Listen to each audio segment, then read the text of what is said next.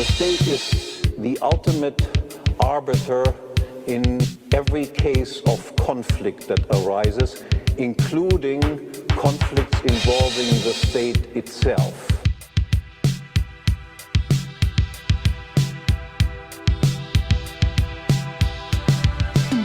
Now, if you hear this type of definition, you immediately realize that this is a very unique type of institution. Just imagine that you get together with some friends and suggest that as a solution of social problems, in every case of conflict that I have with you, I will be the ultimate judge who is right and wrong, including also in cases of conflict that I start with you.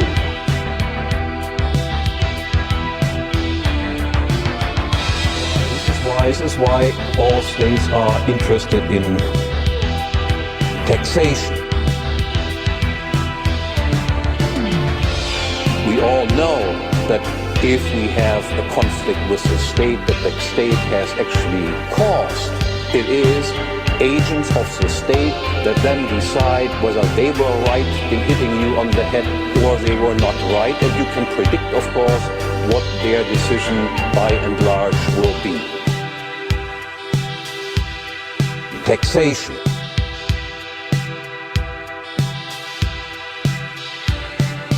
If such an institution exists, and it does exist, then the consequence will be continuous expropriation and exploitation of property owners.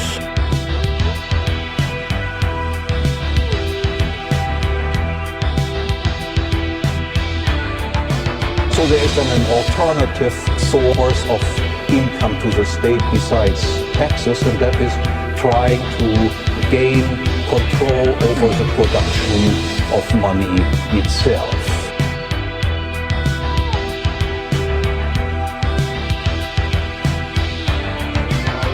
This is why all states are interested in taxation. We all know that if we have a conflict with the state that the state has actually caused, it is agents of the state that then decide whether they were right in hitting you on the head or they were not right, and you can predict, of course, what their decision by and large will be.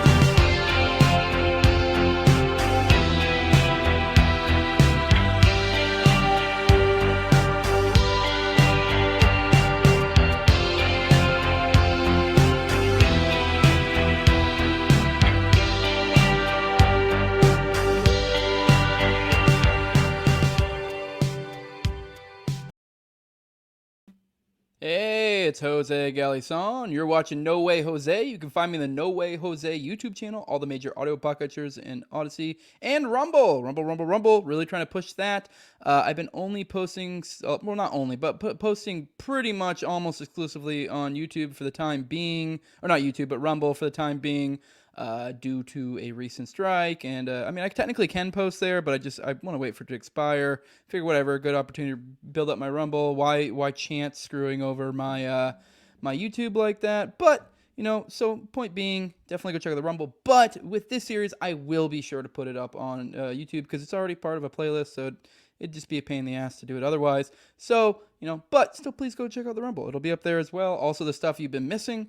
Now we're finally getting back into theory a little bit. I've been on a roll with conspiracy stuff. I'm going to try to get back to my theory roots a little bit. And so here we are, live reading, part 15, Democracy, the God That Failed.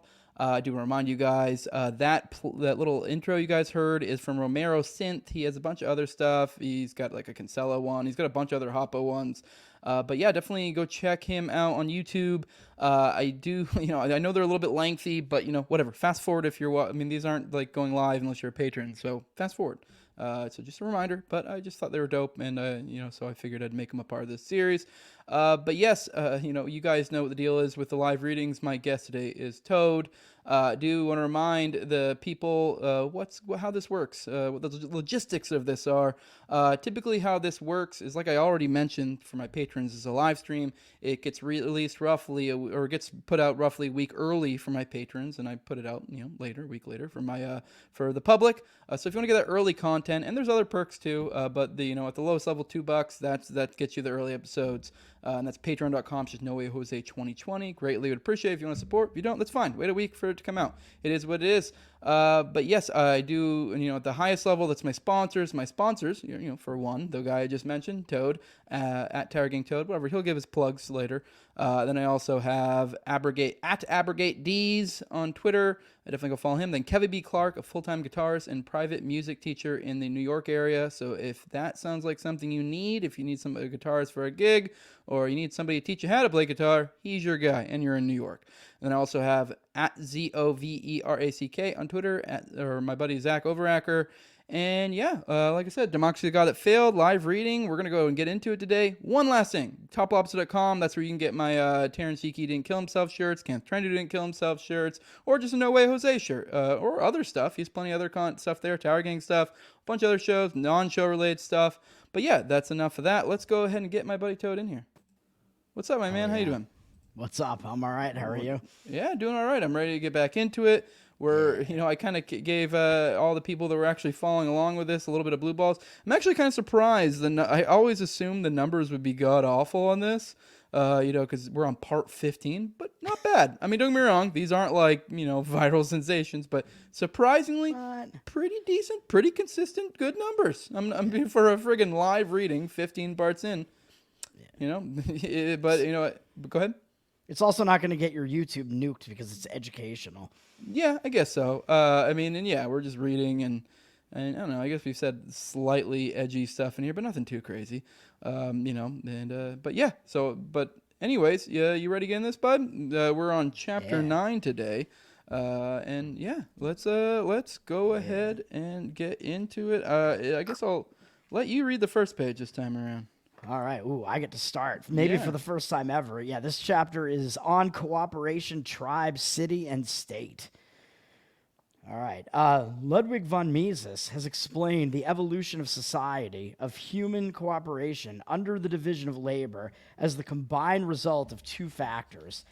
These are, first, the fact of differences among men, labor and or the inequalities of the geographical distribution of the nature-given factors of production, land, and second, the recognition of the fact that work performed under the division of labor is more productive than work performed in self-sufficient isolation. He writes, if and as far as labor under the division of labor is more productive than isolated labor, and if and as far as man is able to realize this fact, human action itself tends toward cooperation and association. Man becomes a social being not in sacrificing his own concerns for the sake of a mythical Moloch society, but in aiming at an improvement in his own welfare. Experience teaches that this condition, higher productivity achieved under division of labor, is present because its cause, the inborn inequality of men and the inequality in the geographical distribution of the natural factors of production, is real. Thus, we are in a position to comprehend the course of social evolution. So, yeah, most of that was a quote from Mises from Human Action, I believe. Generally speaking, we work better together. Generally speaking, is right. So So kind of 2 points basically. One is that humans are inherently unequal, and he was talking about the distribution of property essentially being unequal. But humans are just unequal in their skill level, the property that they own, anything like that. And as a result of that, as such, they must also cooperate with each other. It makes sense to trade. It's mutually beneficial to do so. And that's basically the point in that. Yes. Pretty simple point, but that's surprisingly, it's lost on many. But go on. Yeah, and Rothbard, of course, goes in more about the nature of the inequality of humans and how to eliminate that fact would require massive force and stuff like that. It's just a fact of nature that is the case. Mm-hmm. All right, several points are worth emphasizing here in order to reach a proper understanding of this fundamental insight of Mises's into the nature of society. Points which will also help us realize some first preliminary conclusions regarding the role of sex and race in social evolution.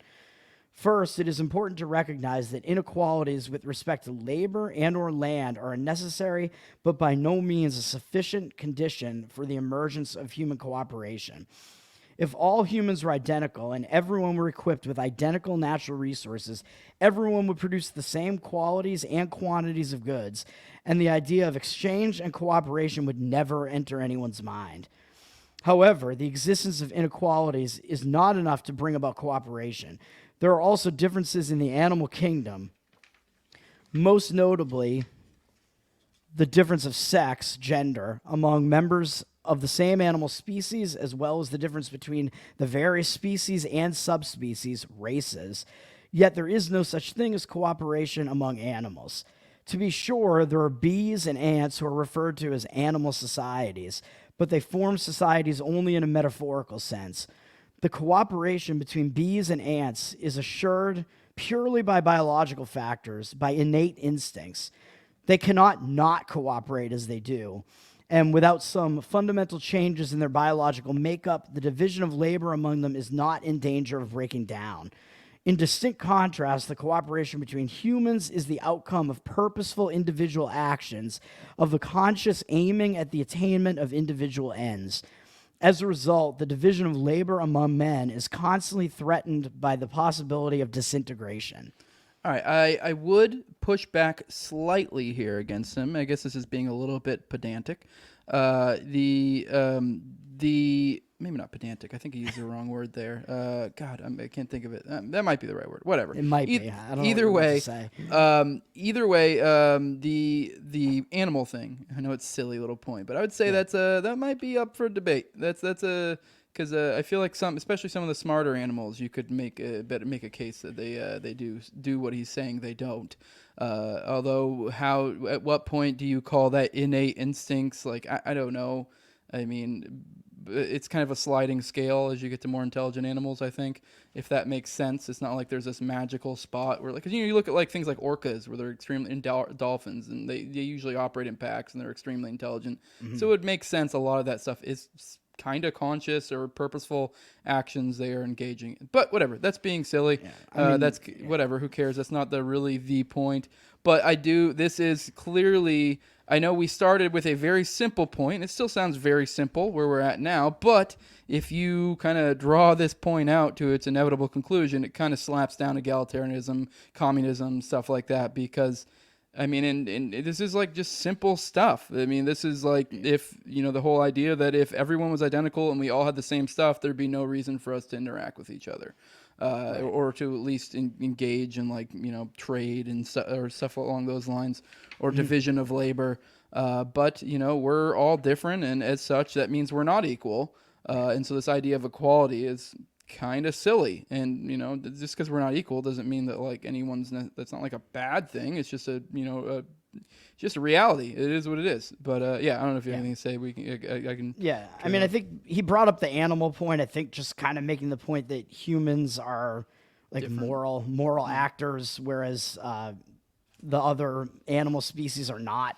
I think essentially is the difference that he's making there, where he's essentially kind of alluding to the fact that, well, if you have governments in the equation and you have force entering the equation, that kind of fucks with everything, and it fucks up this idea of human action and the incentives kind of being in place for people to cooperate correctly, I suppose. I think that's kind of what he's getting at. And I had already mentioned prior to him even saying it that we were talking about like the fact that people not only have like different resources, but they have different abilities, and he got into that there. And then he did also mention that, of course, there's differences between the sexes and the races as well, which is going to get the people on the left pissed off again, as usual. Yep. But I mean, it's just a truth of human nature. I mean, there are inherent differences. Yes.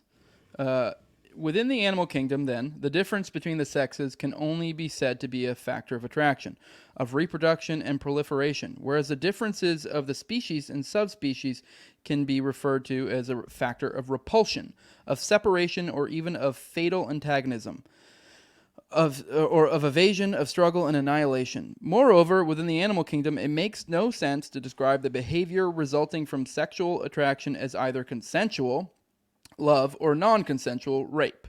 Nor does it make any sense to speak of the relationship between the members of different species or subspecies as one of hostility and hatred or of criminal and victim. In the animal kingdom, there only exists interaction, which is neither cooperative social behavior nor criminal antisocial behavior. To expand that is, I can tell you, as an animal breeder, or just like observing animals in general, I guess he kind of makes the point with love or rape. It's kind of like, I don't know. I guess, sometimes your cats are raping each other, man. Well, not really. The chicks do kind of want it, but it is like, there are definitely animals, and have been like males that we've had that just kind of take what they want. But usually the chicks, the girl cats kind of like, do sort of want it. But, there are plenty of animals that just basically rape. But is it really? It's just kind of the law. That's what animals do. And I don't know. It's not, to speak of it in moral terms with an animal is a little bit silly. I'm just kind of making the points like before he even throws them out there. Like he's making the point that animals don't like adhere to morality. Yep. So that's fair to make that point. The cooperation point, I don't know. And I don't know. For all I know, maybe there is some animal out there that operates a societal type of makeup, and they do essentially have some level of morality. But that is getting very nitpicky. I get the point he's making, and it holds up. As Mises writes, there's interaction, reciprocal influence between all parts of the universe, between the wolf and the sheep that he devours, between the germ and the man it kills, between the falling stone and thing upon which it falls. Society, on the other hand, always involves men acting in cooperation with other men in order to let all participants attain their own ends.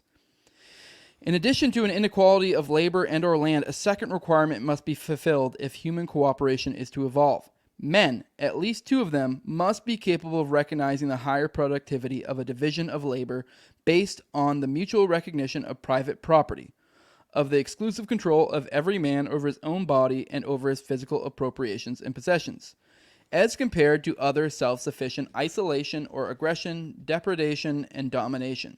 That is, there must be a minimum of intelligence or rationality, and men, at least two of them, must have the sufficient moral strength to act on this insight and be willing to forego immediate gratification for even greater future satisfaction. But for intelligence and conscious will, writes Mises, men would have forever remained deadly foes of one another, irreconcilable rivals in their endeavors to secure a portion of the scarce supply of means of sustenance provided by nature. Each man would have been forced to view all other men as his enemies. His craving for the satisfaction of his own appetites would have brought him into an implacable conflict with his neighbors. No sympathy could possibly develop under such a state of affairs. Go ahead. He was talking like kind of right before that about how because animals like don't adhere to a moral code that they just kind of many of them at least will tend to just kill each other to get what they want, to survive, whatever the case may be. Humans, on the other hand, recognize, even in the state that we're in now, where there is a lot more violence than maybe there has been in the recent past, but even now, like, humans are still capable of recognizing right from wrong, and that there is this concept of morality here.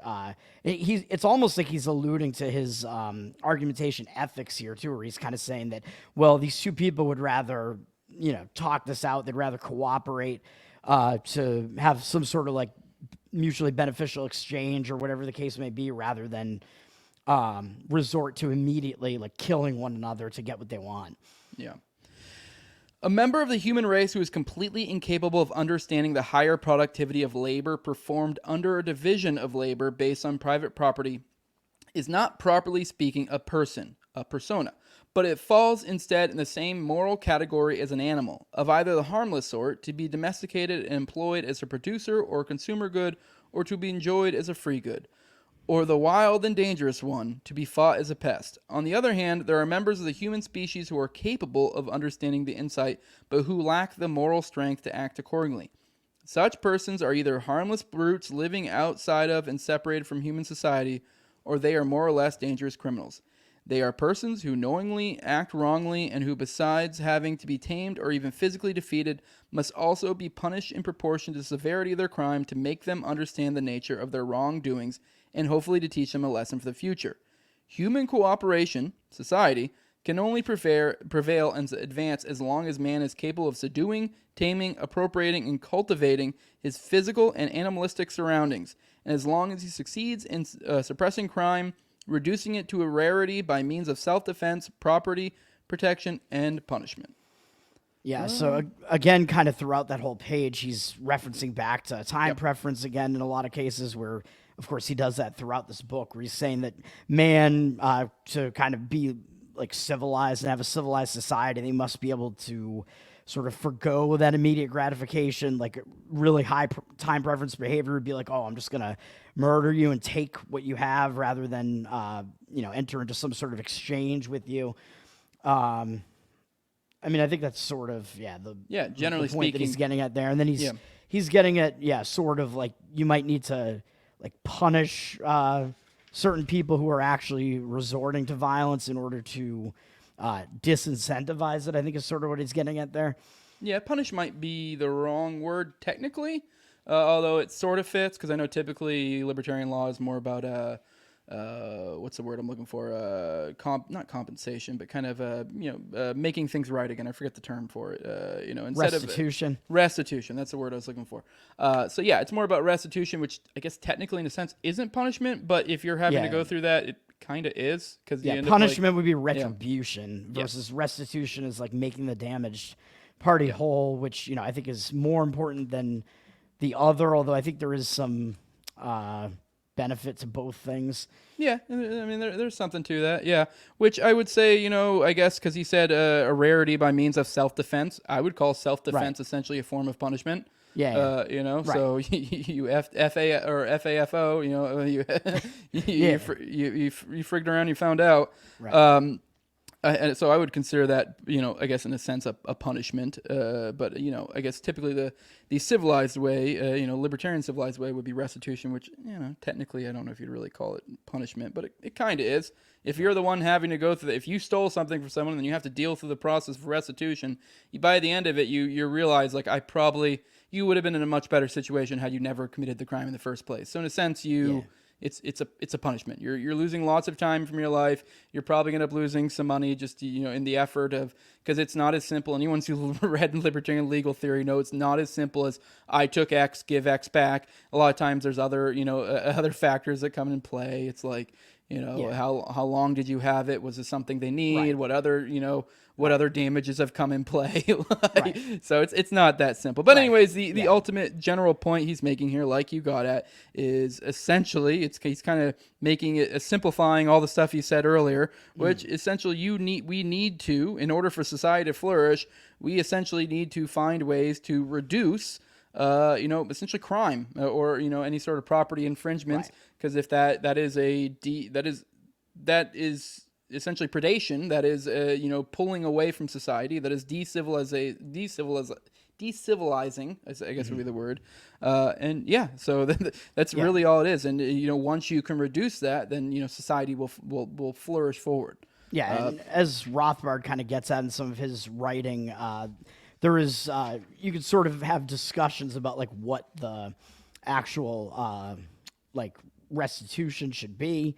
Whereas, like, in a case like you were kind of alluding to, like, if somebody steals some, like, machine from somebody, like, something with which they were going to be productive for some period of time, and now that thing is stolen from them and they're no longer producing for that period of time, well, they've lost more than just, like, getting that machine back or whatever. They've lost, like, some amount of production where they may have made, like, a bunch of money by producing more of that. So, it's not just, like, oh, I need that thing back in some cases. Like, that might not make them whole. So in that sense, restitution isn't a form sort of a punishment. But I feel like if you are focused on punishment, you're missing the main point. But there's a time and place for it, But all right, on to you. All right. As soon as these requirements are fulfilled, however, and as long as man, motivated by the knowledge of the higher physical productivity of a division of labor based on private property, is engaged in mutually beneficial exchanges, the natural forces of attraction arising from the differences in the sexes and the natural forces of repulsion or enmity arising from the differences between and even within the races can be transformed into genuinely social relations. Sexual attraction can be transformed from copulation to consensual relations, mutual bonds, households, families, love, and affection. It testifies to the enormous productivity of the family household that no other institution has proven more durable or capable of producing such emotions. And and intraracial repulsion can be transformed from feelings of enmity or hostility to a preference for cooperating, trading with one another only indirectly from afar and physically separated and spatially segregated rather than directly as neighbors and associates. Yeah, this is where that is the point that a lot of people are going to get turned off from. But I do like that he kind of put it next to the example of sexual attraction, like between the sexes, and so he's kind of creating, like, I guess almost an opposite, but you could also say the other as well. Like, there are women that you don't have sexual attractions with, so you're not going to go to them. That's not necessarily a bad or a good thing. It's just that's not who you're attracted to, and so I guess you could almost make the same case with the racing. I don't like a lot of people like to put almost like almost attribute Hoppe with being like a bigot or something. He's just describing reality, like that there is clearly in-group preferences between races and groups. Yeah. In general, so in a race is a group. So, and some people have more or less of such in-group preference. I mean, although we have Tower Geek Show, I'm not necessarily like. I have plenty of black friends, or I guess I say that. I actually don't have like a ton, but you know what I mean? Like I've had plenty of other races, like, I like, so, but at the end of the day, generally speaking, people tend to, move towards like items. It's just the reality of the situation. It is what it is. Well, yeah, I mean, you see that, like, if you live like in a city or near a city like I do, I mean, of course you have that all over the place. You have like Chinatown where, a lot of the people from the different Asian countries, they all have in-group preferences. They're all living with each other in kind of the same area in a lot of cases. I mean, that's just how it happens. Like, all the Italians are kind of in one place together. I mean, you tend to want to be with people that share your culture. Yeah. And that is why, like, race is more than, and a lot, I mean, I guess I don't know. It's a little bit more complicated, but generally speaking, race tends to also coincide along culture lines. So yeah, that's a good point. A lot of times it's not simply race. People get focused on race, but a lot of times, like our buddy Top, we went over his house recently. He comes from a Puerto Rican family because he's Puerto Rican, and there was a ton of Puerto Ricans at his house, and we were hanging out, and they're cool. But like, I forgot my fucking point. What? I don't know, but I mean, Hoppe basically just made 2 points there where he's kind of saying that the family unit is kind of like the strongest forms of cooperation that you can have. And he doesn't outright say it in this passage, although I think he would agree with it. And I agree that the family, because it is a strong unit like that and people can help each other out within that family unit, it serves as like a countering institution to the state, which is why the state tends to want to break it up. Yeah. So that made me think of that. And then he makes the other point, which I think he's made already in other places in the book, like in the immigration stuff that we talked about with the race stuff, where he's saying that even if you don't like a certain group of people, you can still cooperate with them from afar, and then that kind of removes, those feelings of hostility. Yeah, I remember my point. I was trying to get to the point of connecting race and culture because they too tend to correlate. And so I was making the point with like Top's family. They clearly, between like all the Puerto Ricans, a lot of them have a distinct culture. Or even more specifically, since a lot of them come from New York. New York, like the Puerto Ricans you'd find from New York are probably different from the Puerto Ricans you'd find in, I don't know, Florida or something. So so there's a distinct culture, and as such, they tend to group amongst themselves. I mean, they have a large family. So yeah, but. All right. They cook good pork and they play Delicious. baseball. Oh my God. Oh, yeah. yeah. Yeah, it was a great time there. We had a lot of good food. yeah. All right. I think it's still you, right? Yeah.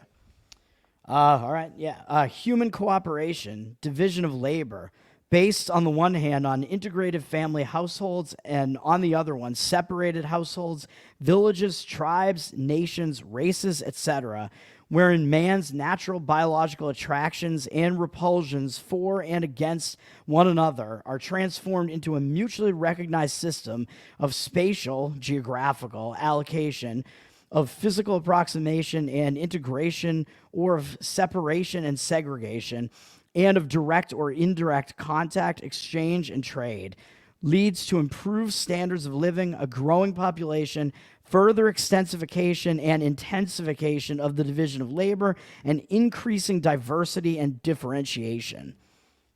All right.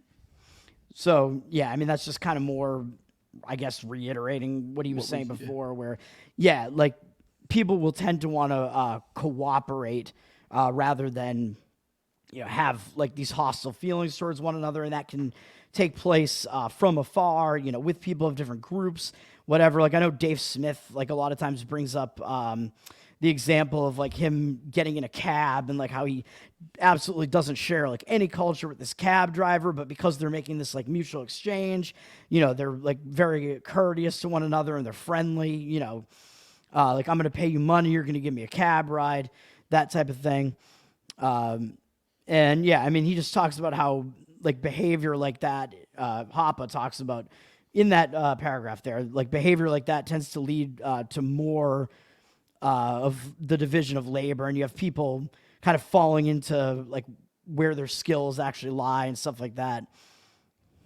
All right. Yeah. You might not have anything to add to that. And more cooperation, yeah. All right. As a result of this development and an ever more rapid increase of goods and desires which can be acquired and satisfied only indirectly, professional traders, merchants, and trading centers will emerge. Merchants and cities function as the mediators of the indirect exchanges between territorial separated households and communal associations, and thus become the sociological and geographical locus and focus of intertribal and interracial association. I'll pick up here instead of making you read all the way to the other page. All right. Because I know we normally divvy it up by paragraphs.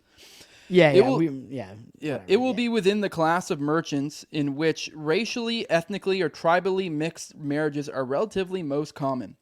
And since most people or both reference groups typically disapprove of such alliance, it will be the wealthier members of the merchant class who can afford such extravagances. However, even the members of the wealthiest merchant families will be highly circumspect in such endeavors. In order not to endanger their own position as a merchant, great care must be taken that every mixed marriage is, or at least appears to the relevant ethnicities to be a marriage between equals. Consequently, the racial mixture brought on by the merchant class will more likely than not contribute to genetic luxuration rather than genetic pauperation. Accordingly, it will be in the big cities as the centers of international trade and commerce where mixed couples and their offspring typically reside, where members of different ethnicities, tribes, races, even if they do not intermarry, still come into regular direct personal contact with each other. In fact, they do so is required by the fact that their respective tribesmen back home do not have to deal directly with more or less distasteful strangers, and where the most elaborate and highly developed system of physical and functional integration and segregation will arise. It will also be in the big cities where, as a subjective reflection of this complex system of spatio-functional allocation, citizens will develop the most highly refined forms of personal and professional conduct, etiquette, and style. It is a city that breeds civilization and civilized life. All right. You have anything to add to that one? That was a lot there. Ooh, he's talking about the mixing of the races. That is bad. Yeah, but he's not saying it's bad. He's like making a point. What was he saying? He's made a point, but like he's kind of saying that, like, in the cities, which would be like kind of the population centers, that's sort of where people will go to trade because there'll be more people, more goods. Like, it's more likely that you're going to find certain goods that you need there than elsewhere in certain cases. And he's kind of saying that, I guess, the merchant class, or the people that are doing the most trading with each other, because they're the people that are dealing with like other races the most often. They're going to be the most likely to be like intermingling with other races, I guess, and form interracial marriages. I don't know I don't know exactly what point he's kind of making there, but it kind of reminded me of when he was talking about the monarchies, where you have like somebody from one monarchy marrying somebody from another monarchy, so you're kind of bringing those two groups like together in a way. Yeah, that's what I was picking up too.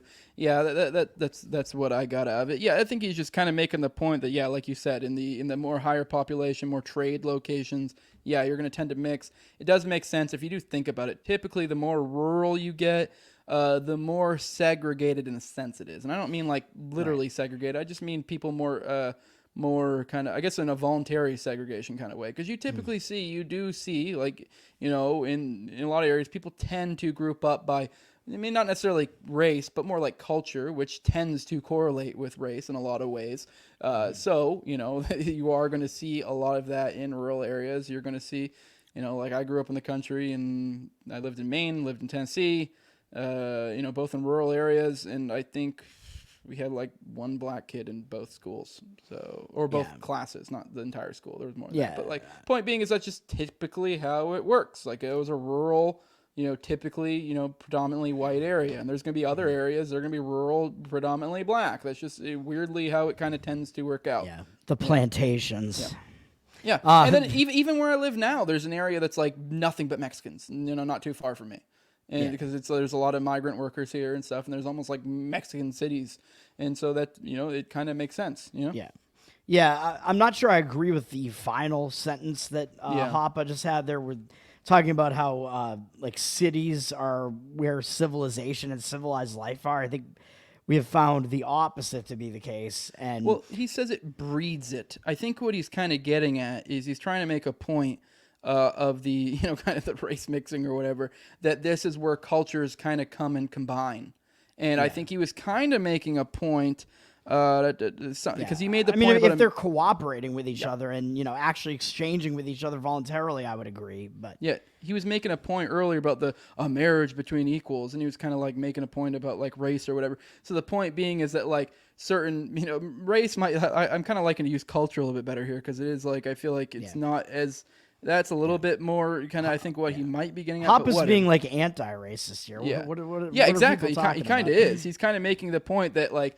You know, like I said, I think culture kind of explains what I think he might be getting a little bit better. Almost that, you know, say, you know, kind of like we were getting at with like Top, where he kind of has like a Puerto Rican culture, like so, or New York Puerto Rican culture more so. So, like, say for example, I was a girl, and I, you know, or even look at Top's wife. Top's wife is not Puerto Rican, so it's kind of the same idea. So it's like, you know, they met up, so it's kind of like their cultures coming together. Now they're having children.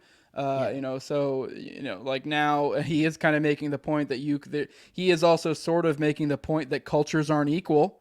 Or I guess you could it's almost like he's intentionally being like provocative here by using race as opposed to culture, but it's kind of a similar point. Yeah, I mean, there's different. Yeah, but I would also kind of say that like he's sort of alluding to the fact that like richer people, I guess, tend to be in the city, and that's because there are all these people like trading more goods there and whatever. Although I think in reality, part of it is also that you have a lot of the politically connected people living in and around some of these biggest cities like New York and DC.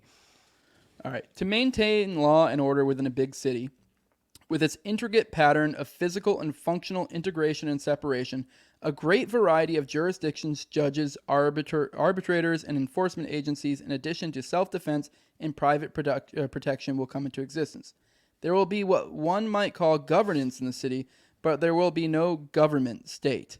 Mm-hmm. For a government to arise, it is necessary that one of these judges, arbitrators, or enforcement agencies succeed in establishing himself as a monopolist. That is, he must be able to insist that no citizen can choose anyone but him as the judge or arbitrator of last resort, and he must successfully suppress any other judge or arbitrator from trying to assume the same role, thereby competing against him. More interestingly than the question of what a government is, however, are the following. How is it possible that one judge can acquire a judiciary monopoly, given that other judges will naturally oppose any such attempt? Mm-hmm. And what specifically makes it possible, and what does it imply to establish a monopoly of law and order in a big city i.e. over a territory with ethnically, tribally, and or racially mixed populations.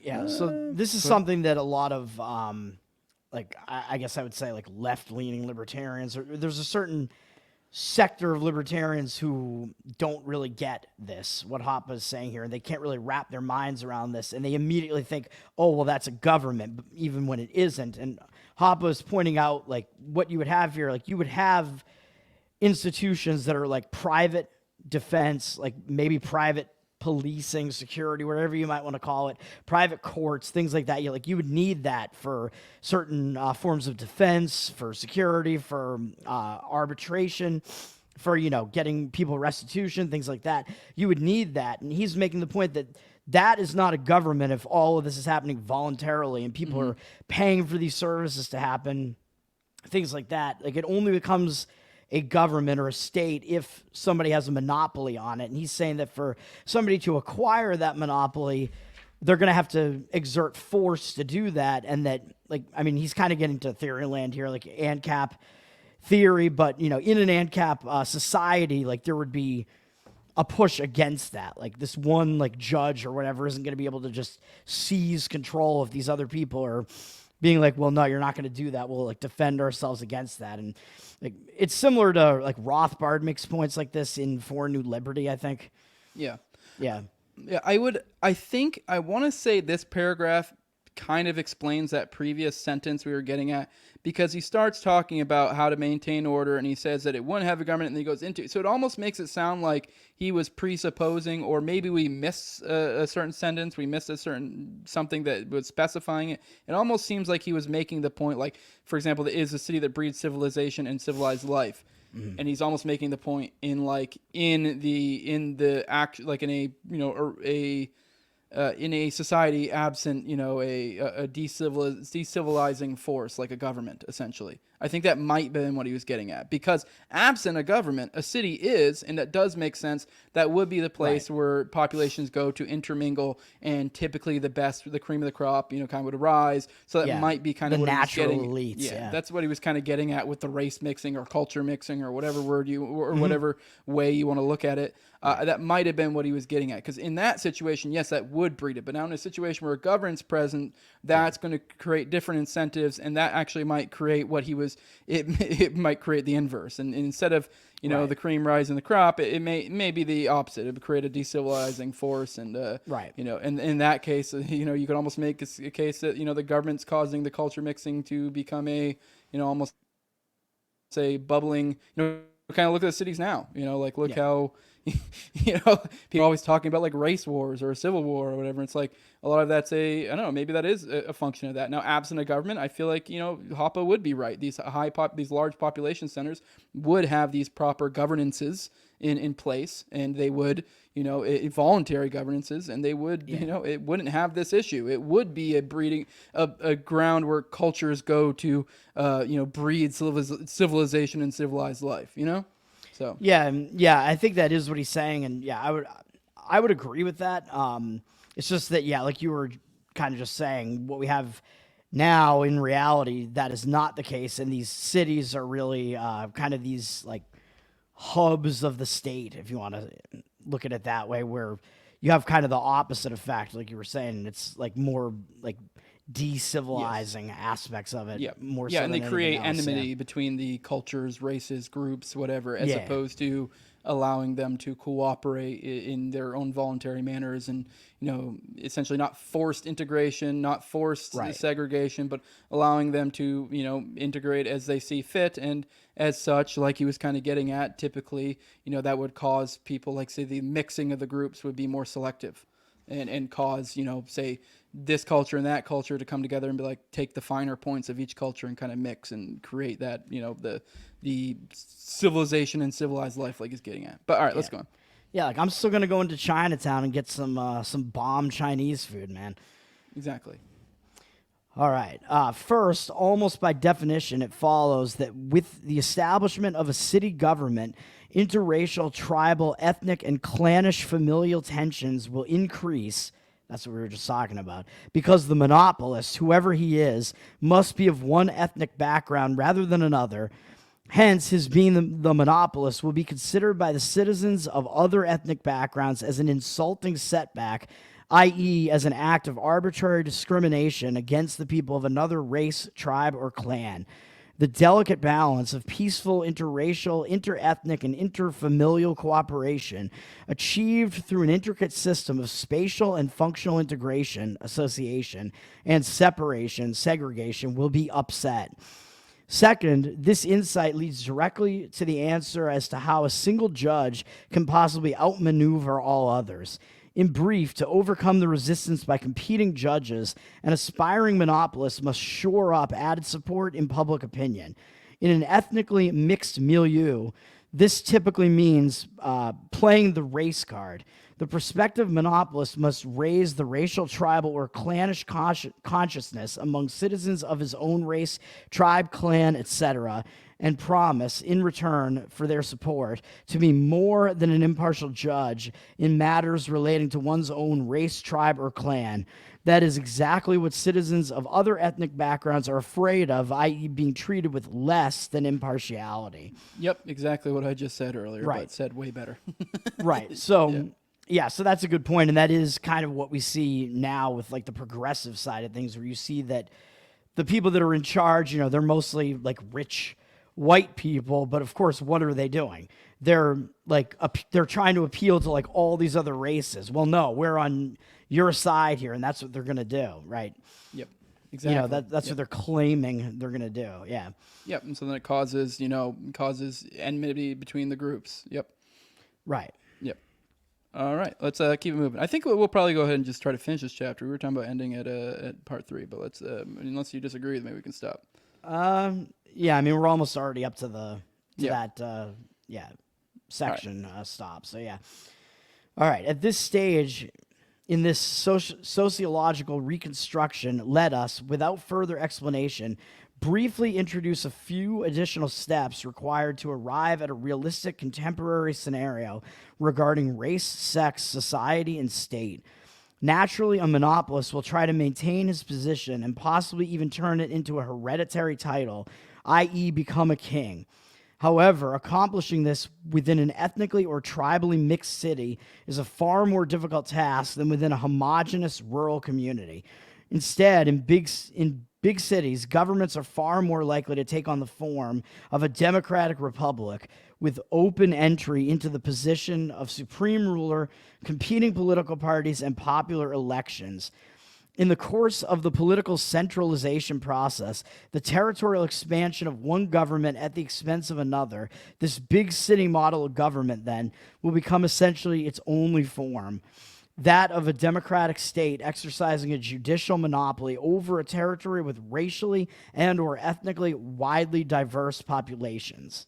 Yeah, the consequences of this point is interesting, because I feel like he's kind of almost alluding to that. You know, because people give Hoppe crap for being like a bigot or whatever because of the essentially what we just read, but he's kind of he's kind of just describing reality, and that like this, like he's actually saying that he's not really saying race groups whatever are bad or good. He's just saying they're a reality, and he's actually kind of almost making the point that the city, in a sense, he's making a point that the cities are the worst things among us currently, right. But theoretically, they should be the best among us for the same reasons that they're the worst. Well, not the same reason, but, you know, absent a government, the things that make it the worst, you know, with a government are the same things that without a government would make it the best, right. Essentially. So he wound up going to what we were actually already saying, where, the cities, if there were no government there, they would be these, like, hubs of cooperation, essentially. But instead, what we have when we have a government is that because they are the places where you have all these different races mixing, whatever, if you have a government in there, then, you know, of course, what he said was that the monopolist, the person who's in charge, will be of one particular race. That's going to make other races, not really trust that guy. In some cases, they might not. And then what they would then have to do is try to, like, appeal to all those other races. And then, as I think you were saying, he's sort of saying that whole thing winds up resulting in, like, people being pitted against each other. Yep, And that's why we have the hellish situation we have now, or one of many reasons in the cities. Whereas, theoretically, absent a government, they would, maybe not the best in a sense, but, like he was kind of made out, like this is kind of where culture is formed, in a sense, is kind of what he's getting at. Like this is where ideas are refined, where trade is performed. And I guess the rural areas would typically more your productive type areas or something along those lines. Right. But yeah. And whereas, in the like government-less city situation, you have people like choosing who they're going to actually do business with still, and that type of thing. When the government gets involved, the government sets up a situation where it's more like forced integration. Yep. Where you like have to, in some cases, do business with some of these people, or maybe you might not want to. Yep. Alrighty, let's keep moving. All right, is this me or you? It's still you. I'll take over next page. All right. While the judicial monopoly of governments extends nowadays typically far beyond a single city, and in some cases over almost an entire continent, the consequences for the relations between races and sexes and spatial approximation and segregation of government monopoly can still be best observed in the great cities and their decline from centers of civilization to centers of degeneration and decay. Yep, exactly what you said. But go on. Right. So, yeah, that's what we were saying. So, yeah, with the government involved, they've turned cities from, being culture and civilization into, de-civilization and decay, I guess, is what he's saying there. And he's also kind of bringing up the point that, like, you sort of get this, like, centralization of power going on as well. And instead of what we would prefer, like, the decentralization. Where, like, if there wasn't a government, you might have more, like, decentralized cities, and each city's kind of, doing its own thing, and people will come into each one maybe to trade and then leave, something like that. Yep. All right. With a central government extending over cities and the countryside, countries, inlanders, and foreigners are created. This has no immediate effect on the countryside, where there are no foreigners, members of different ethnicities, races, etc., but in the great trading centers where there are mixed populations, the legal distinction between inlander and foreigner, rather than ethnically or racially distinct private property owners, will almost invariably lead to some form of forced exclusion and a reduced level of interethnic cooperation. Moreover, with a central state in place, the physical segregation and separation of city and countryside will be systematically reduced. In order to exercise its judicial monopoly, the central government must be able to access every inlander's private property, and to do so, it must take control of all existing roads and even expand the existing system of roadways. Different households and villages are thus brought into closer contact than they might have preferred, and the physical distance and separation of city and countryside will be significantly diminished. Thus, internally, forced integration will be promoted. Right, so that's sort of what I was getting at there. And then he's kind of adding to the forced integration aspect of it, he's adding the fact that kind of this like urban spread type of idea here, where he's saying that the state will kind of want to like push outside of that and take over everything, and even to the point where they're taking over the countryside, and they're like even in your business out there further away from the cities. You're muted. Yeah, the cities kind of subsume the fucking the country. The country. Yeah. So that's why a lot of people even now they ask you like when you're like I'll say Tampa as opposed to like my specific where I'm at, and because that's the closest thing. So in a sense, it's almost like you have town, city, county, state, and as such, and also kind of in a certain sense, it's like that's why you see with in a lot of maybe this doesn't exactly translate, but it's kind of the same idea with a lot of states. It's like the cities are essentially the ones that kind of determine what goes on in that state, and I feel like that's kind of somewhat a function of that. But all right. Yeah, and I'm not sure exactly what the point he was making with the forced exclusion was. Yeah.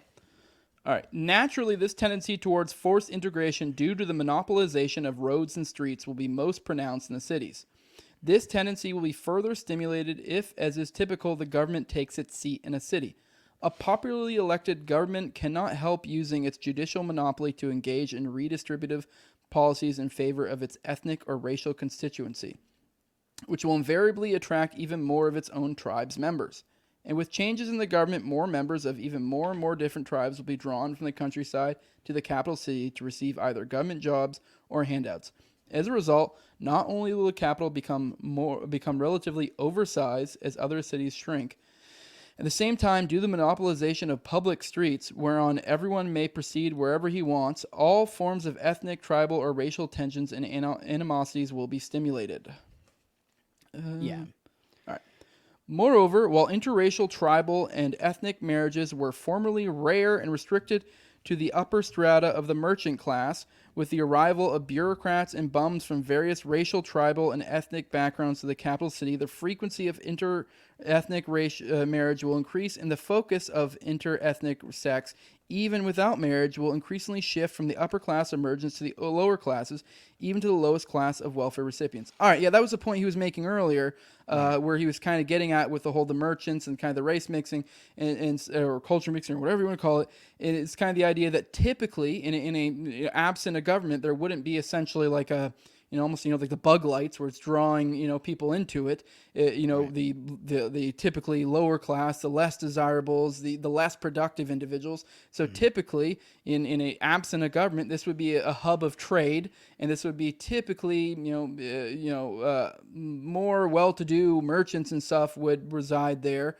And it would be from all tribes, races, cultures, whatever. And inevitably they would end up, intermingling. And as such, this is kind of what he's getting at, where like this is kind of where culture breeds, because you get the best of every culture, race, group, tribe, whatever, interacting. Whereas now in our current state, it becomes the welfare light goes on, and all these people, from lower classes come in from different tribes, groups, from all different cultures, and they start intermingling. And then instead you get the worst of each group, typically speaking, in a certain sense. And that's not me saying poor people are bad, but there's typically less productive people, or they're less productive at the very least, I guess is a case you could make. So you're bringing in people that are typically less productive, maybe the way to put it. Right. So you're bringing in less productive groups and having them, come together, and they're going to stay where they're at. They're continue to produce less productive people, typically speaking. I'm not saying people can never rise out of poverty, but typically speaking, it's, hell, this is a typical race talking point for race hustlers is intergenerational wealth. So, it's the same thing on the flip side. But all right. Yeah. And he's also saying that, with the cities then drawing all these additional people into the city, like sort of the, I don't know if you want to say like the more like degenerates, but like, the like lower classes of people all coming in there, there's going to be more culture clash there.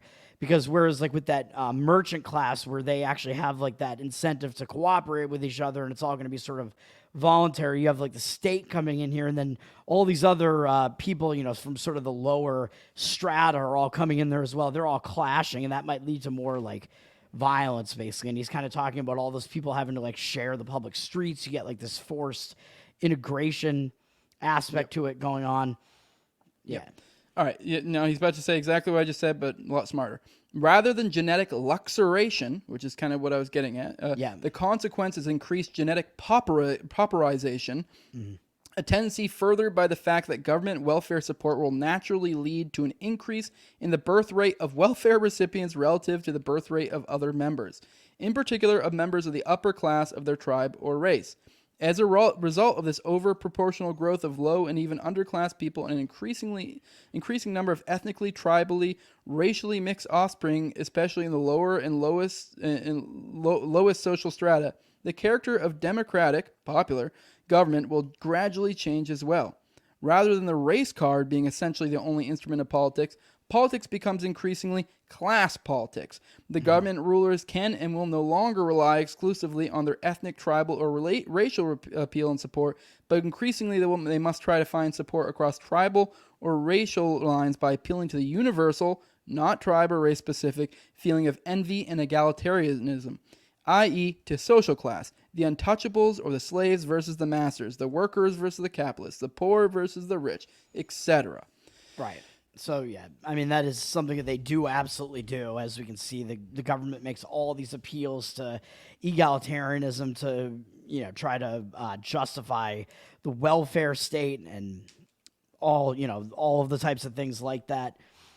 Yep. And it just kind of shows how it transforms from one to the other, which makes sense. This is kind of, Right. it goes from smaller group to larger group as the group mixes. Right. I would say they still have both going on, Yep, but they yep. still also make appeals to different races and stuff. And whether you think that, maybe that's an attempt to distract, but they still want to keep like division Yep. amongst the masses, because what they don't want happening, as Hoppe's kind of talking about here, that like class struggle that people are seeing. They don't want people to realize that class struggle is actually like them versus the government. Like that's actually what the division of classes is. They don't want people to notice that. They want to think that it's something else amongst themselves. Yes, and I think he's making the point that as like a city becomes more homogenized, and not in like a specific race, I mean like in a intermingling type sense, then it will start to less rely on race politics and more start to rely on class politics. But it will, likely will always exist to some degree or another. But that's just the way it works. And that makes sense to me. The increasing admixture of egalitarian class politics to pre-existing tribal policies lead to even more racial and social tension and hostility to an even greater proliferation of the low and underclass population. In addition to certain ethnic or tribal groups being driven out of the cities as a result of tribal policies, increasingly also members of the upper class of all ethnic or tribal groups will leave the city for the suburbs, only to be followed by means of public government transportation by those very people whose behaviors they had tried to escape. With the upper class and the merchants leaving in larger numbers, however, one of the last remaining civilizing forces will be weakened, and what is left behind the cities will represent an increasingly negative selection of the population, of government bureaucrats who work but no longer live there, and of the lowlifes and social outcasts of all tribes and races who live there yet who increasingly do not work but survive on welfare. Just think of Washington, D.C. Yeah, that's wild, because that is exactly what we see. So he's saying that because you have all these like lower class people moving into the cities, that's going to drive like some of the higher class people out, but those people might still like work in the city and stuff. So they're going to be driven into like the suburbs where it's like safer to live essentially, but then they're going to be using public transportation to come back into the city. But like what's left in the city, the people that are actually living in the city, you're kind of just left with like sort of like the lower class people. Yep. So it is very decivilizational. Yes. All right, on to you. All right. When one would think that matters could not possibly become... when one would think that matters could not possibly become worse, they do. After the race and class card have been played and done their devastating work, the government turns to the sex and gender card, and racial justice and social justice are complemented by gender justice. The establishment of a government, a judicial monopoly, not only implies that the formerly separated jurisdictions, as within ethnically or racially segregated districts, for instance, are forcibly integrated, it implies at the same time that formerly fully integrated jurisdictions, as within households and families, will be forcibly broken down or even dissolved. Rather than regarding intra-family or household matters, including subjects such as abortion, for instance, as no one else's business to be judged and arbitrated within the family by the head of the household or family members. Once a judicial monopoly has been established, its agents, the government, also become and will naturally strive to expand their role as judge and arbitrator of last resort in all family matters. To gain popular support for its role, the government, besides playing one tribe, race, or social class against another, will likewise promote divisiveness within the family, between the sexes, husbands and wives, and the generations, parents and children. Once again, this will be particularly noticeable in the big cities. Yep. Yeah.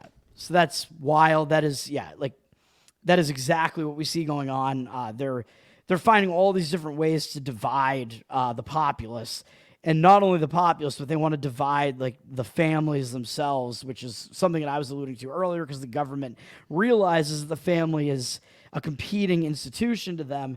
So they're throwing out, the sex card now and trying to divide the family that way. And he's alluding to the fact that the government is now getting involved in like all these like personal aspects of life. Essentially, he mentions abortion specifically, but you have the government essentially like entering your bedroom, and that serves to like break up families essentially. Yeah, and this is probably the more pernicious one because I feel like once you start driving a wedge between the sexes, that's what's going to cause real problems. Like, I mean, don't get me wrong, there's issues if you drive wedges between race, group, culture, whatever, as we've just, extensively kind of went into. But it's another level, because like you can just go live in the country and in a more homogenized area, but at the end of the day, like every man, well, not every man, I guess there are gay men out there and there are lesbians out there for women, but generally speaking, most men and most women would like to find a mate, and they would like to settle down, and they would like to have some sort of semblance of a domestic life, typically with a family. Now, when you drive a wedge between men and women, that's going to, kind of destabilize that. And I don't know. That is, to me, one of the most pernicious one, because I feel like, driving a wedge between a man and his wife, or a husband and wife, that's something else. If you can start creating that mind virus in either of them, that becomes a problem. You create these divisions, like, oh, I'm man, I'm woman. Like, yes, we know, but we can work together with that. I mean, the age division is like really insidious too, because you have like, what you would ideally want is you have like, the parents will be taking care of the children, and then sort of as people get older, like the opposite winds up happening. And the parents, once they get old, they can then rely on their adult children to then take care of them in return. And that's something we're seeing like much less of. And we're seeing, like children are being robbed right now through like Social Security, which of course is completely insolvent, but the Social Security is having to pay out to the old people, and that's not those old people's money anymore. That's being taken from like the next generations, like from their children. So there's a lot of wild stuff going on. You have like older people being forced to pay for like children's schooling now, even though these people's own children already went to school, and you have a bunch of shit like that going on. Yeah, I find that less pernicious between this than driving a wedge between the sexes, but it's only slightly less, because I do think that there is something to that, because that creates where I feel like if we were absent of government, we would see much different family structures than we see now. Like we were talking about with TopLobsta, I actually think we likely, in a truer, more free society, would likely see typically family structures more like that, where families would typically be more grouped together. For those who aren't aware, TopLobsta has, probably something like 5 to 10 acres, I would assume. Yeah, and like he's 10, he's got a big house of his own, and then, not even like 100 feet from him is his mom and dad live there, and his family comes in. I don't know if he has other family lives there as well, but it's very much a family atmosphere there, and it was nice. I thought it was really great. I loved it. So I like it great. a lot. Yeah, it kind of reminds me of my mom's family, just because it's a larger family. But my mom's family is way more like separated than his is. Like we will have get-togethers and stuff like that, but Tops, it seems like they're like very much like together as a family, even though I think probably still some of his family is like back in like Brooklyn or whatever. But I think a decent chunk of them all like moved to Florida, and they're kind of all together. So yeah. All right, let's keep moving. All right, where are we at here? By the way, I'll pick up on after this paragraph, but you have this long ass paragraph. Yeah, I know where we're at. Yeah. Every form of government welfare, the compulsory wealth or income transfer from haves to have-nots, lowers the value of a person's membership in an extended family household system as a social system of mutual cooperation and help and assistance. Marriage loses value. For parents, the value and importance of a good upbringing, education of their own children is reduced. Correspondingly, for children, less value will be attached and less respect paid to their own parents. So a bunch of this stuff is kind of what we were just getting at when we were just talking. Owing to the high concentration of welfare recipients in the big cities, family disintegration is already well advanced. In appealing to gender and generation, age, as a source of political support and promoting and enacting sex, gender, and family legislation, invariably the authority of heads of families and households and the natural intergenerational hierarchy within families is weakened, and the value of a multi-generational family as the basic unit of human society diminished. Indeed, as should be clear, as soon as the government's law and legislation supersedes family law and legislation, including interfamily arrangements in conjunction with marriages, joint family offspring, inheritance, etc., the value and importance of the institution of a family can only be systematically eroded. For what is a family if it cannot even find and provide for its own internal law and order? At the same time, as should be clear as well, but has not been sufficiently noted, from the point of view of the government's rulers, their ability to interfere in internal family matters must be regarded as the ultimate prize and the pinnacle of their own power. To exploit tribal or racial resentments or class envy to one's personal advantage is one thing. It is quite another accomplishment to use the quarrels arising within families to break up the entire, generally harmonious system of autonomous families, to uproot individuals from their families, to isolate and atomize them, thereby increasing the state's power over them. Accordingly, as the government's family policy is implemented, divorce, singledom, single parenting, and illegitimacy, incidents of parent, spouse, and child neglect or abuse, and the variety and frequency of non-traditional lifestyles, homosexuality, lesbianism, communism, and occultism increase as well. By the way, I want to emphasize, because once again, not that Hoppe really ever takes any time to try to defend himself between being a bigot. And I don't even really care to defend that anymore either. I just want to clarify for people out there that have a knee-jerk, like, what? Like, I don't think that's necessarily adding a saying that, obviously like something like communism, he would say is clearly a bad thing. But something like homosexuality or lesbianism, I don't think he's necessarily saying that's like immoral or a bad thing. But the point he is making is when you break down the family, I almost made this point earlier when I was talking about driving a wedge between the sexes. Once you do that, that will likely increase the rates of such, phenomena. Right. I know a lot of people be like, oh, what do you think people are choosing to be? The whole nature versus nurture thing. I think if you're trying to do nature versus nurture for homosexuality, I think it's way more. It's both. Let's be real. It's both. It is both. I think that I think environmental factors are like pretty huge in that, and Jeremy Kaufman actually did a good job debating that in one of the Soho Forum debates at Porkfest this year. It was him against Matt Kibbe, and he was arguing that homosexuality is the majority cause of it is environmental rather than inherent. And he brought up some good statistics related to that, I thought, which was interesting. But yeah, Hoppe's making the point here, like I already said, where the family is sort of like the institution of like last resort, like up against the government, because you typically, if you like wouldn't have the government in play at all, like you'd be able to rely on your family, typically, like you'd be able to cooperate with them, you'd be able to seek help from them, things like that. And the government wants to come in and like take the place of that to the point where they want to become like the head of the household themselves. They want to become like the teachers of the children, which of course we know they're out there like indoctrinating children through the public education system. They want to become, I don't even know where I was going with that. But definitely the child thing. Yeah. But real quick, I want to make one last point on the gay thing.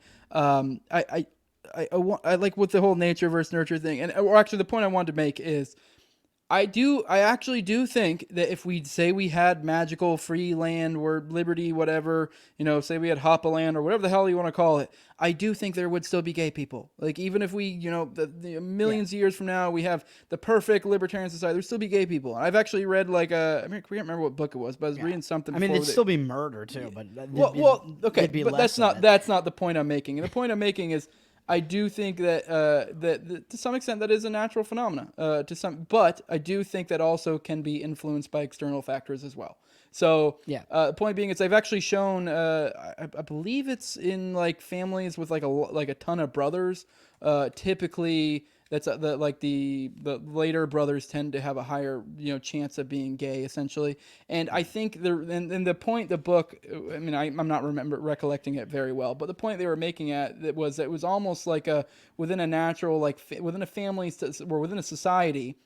Essentially, if you're in a situation where you already have a ton of essentially breeders, you already have a community that has more than enough children, it would make sense for there to be people who essentially are non-breeders who can assist in caring and in doing other stuff amongst the community. That's interesting. Yeah. Also, they might be getting their asses kicked by their bigger brothers. So. Yeah, I mean that's true, but I always thought that was an interesting point. That could be a naturally occurring thing in that sense, kind of a thing that So I don't see why that would necessarily exclude.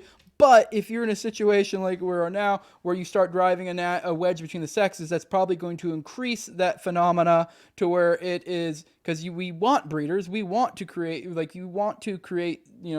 society, civilization. So if you have too many non-breeders, that's a problem. But it's also not a bad thing to have non-breeders as well in certain situations. So yeah. But all right, I'll pick up on this paragraph and we'll take us home. Parallel to this development will be a gradual but steady urge in crime and criminal behavior.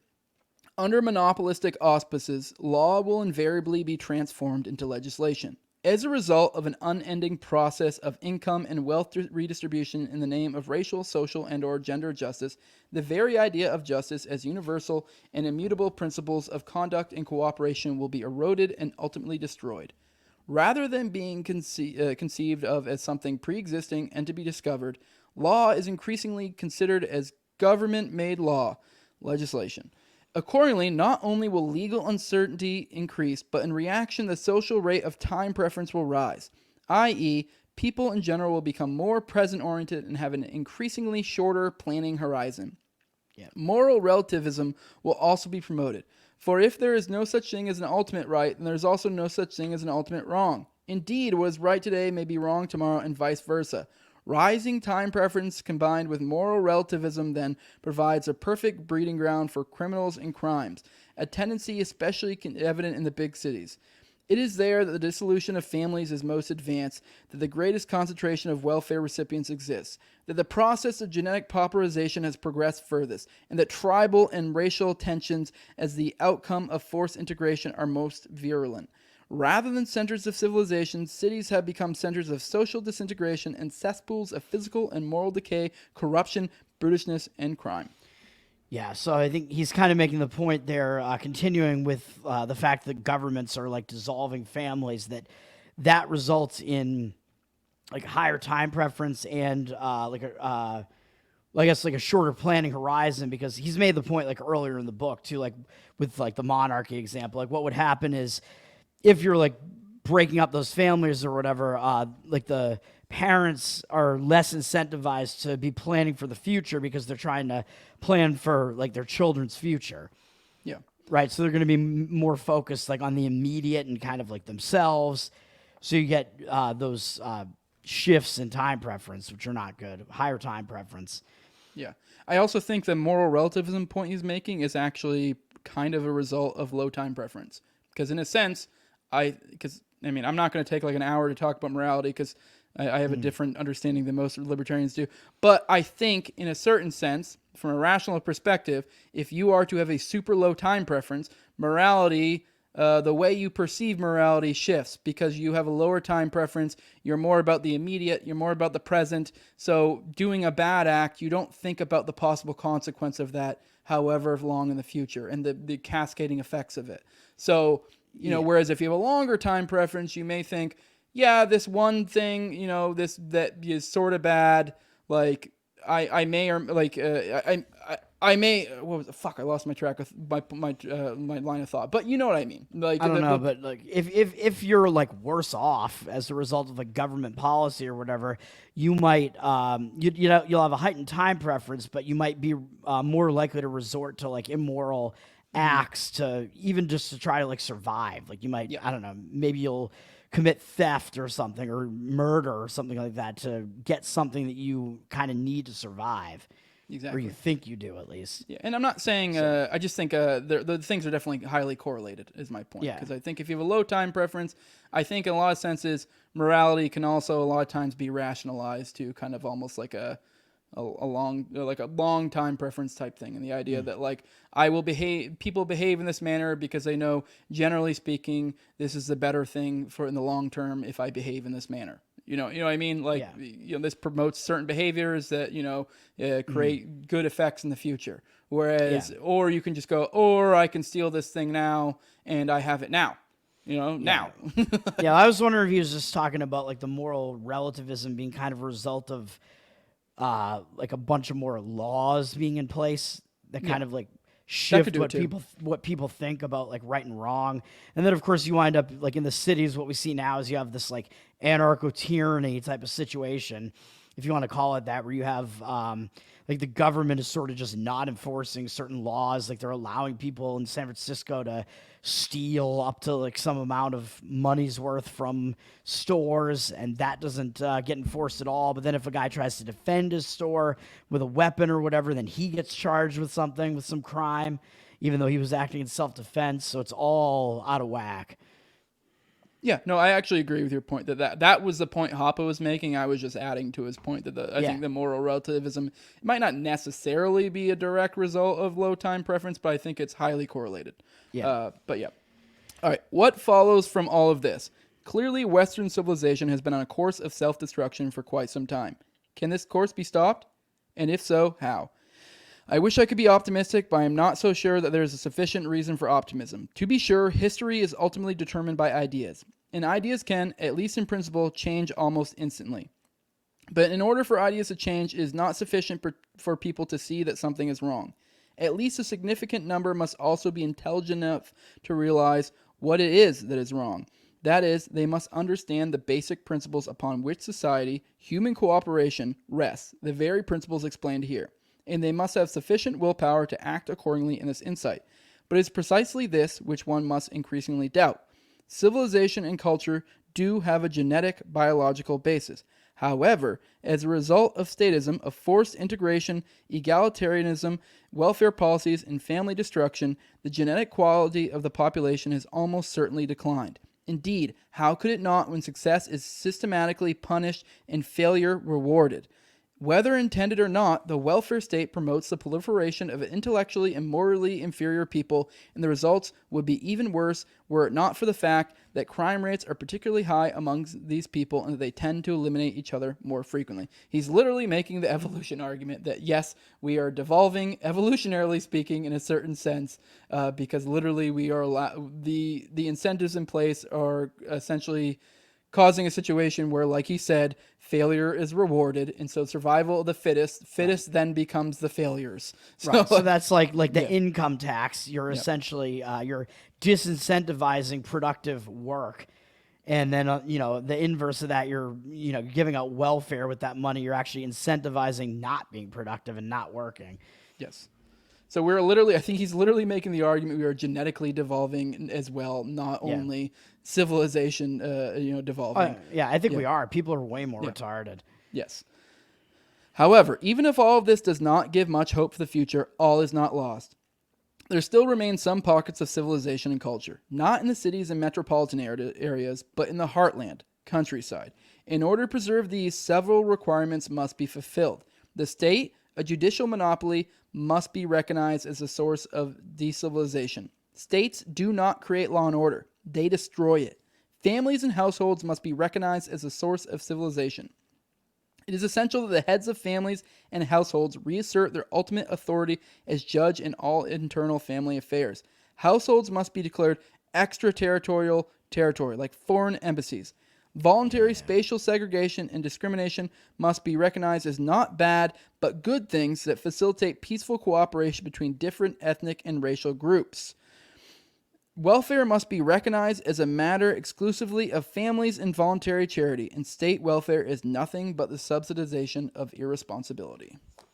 Yeah, so he's again saying like we want to go back to the family, we want to go back to voluntary exchange and cooperation, voluntary aid rather than relying on the state to be doing that. And he's sort of making like a decentralization argument here too as well. We're saying, well, you have like sort of these households of last I don't know if I would say last resort, but like these like last remaining like households that are kind of not affected by the state and what's going on in the cities. You have these houses in these rural areas where these are like kind of these last like strongholds of the family, and that is like kind of a white pill, because I think that those, so he's saying that they should basically be like ignoring the state. And I think what we're seeing like more and more, especially since like 2020, I think we are seeing that more and more people are at least kind of like identifying like this is the problem over here. The government is the problem. Like that Oliver Anthony song, as much as Andy wants to say that it's something different, I think that he is saying Washington, D.C. is the problem here. And even though, Hoppe is saying, well, I think these people need to have like more of an understanding of this, and they need to understand democracy, the God that failed. I'm not sure that that's right. Like, I think that Anthony, like, at least, even though I don't think he has like a firm grasp of what's actually going on here, but just the fact that he's like identifying the problem, becoming popular, a lot of people are seeing that same thing and agreeing with it. I think that is good. Yeah, Like, it's a step in the right direction. Yeah. I don't think that at all takes away from Hoppe's point, because he's saying that it still takes No. more, but Yeah. that does put people down that path, I think. So Right. that's something. But all right, man, let's get out of here. Drop your plugs. Tower Gang Toad on Twitter. We do the Tower Gang pod, both me and Jose and Cole, Clint from Liberty Lockdown, and TopLobsta, and I guess maybe not Reed anymore because he hasn't shown up in so long, Reed Coverdale. But we do the most offensive podcast on the planet every Wednesday night. You can find us, Tower Gang Pod, on YouTube, Rumble, Odyssey, everywhere pretty much. And we're on Locals if you want to support us. TowerGang.locals.com, I believe, is where we are over there.